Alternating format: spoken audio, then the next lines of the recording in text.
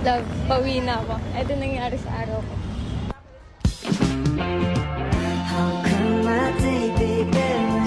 Hello love! Welcome to my mini vlog. For today's ganap nga ay nandito tayo ngayon sa 151 Cafe, isa sa pinakasikat na overlooking dito sa Taiwan.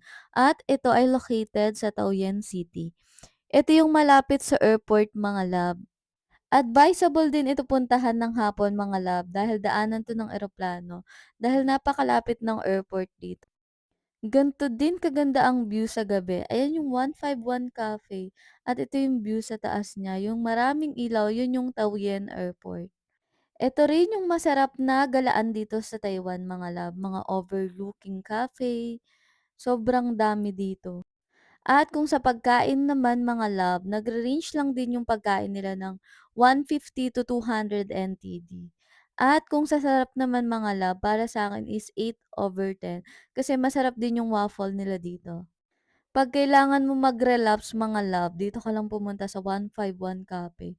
Sobrang nakaka-relax talaga dito at ayan yung mga pagkain nila na in-order namin. At 1 hour din yung biniyahe namin dito dahil galing pa kami ng Hukusinchu. At hindi naman mapagkakailang mga love, sobrang sarap talaga ng waffle dito. Ito talaga yung bonding na hindi ko makakalimutan dito mga love.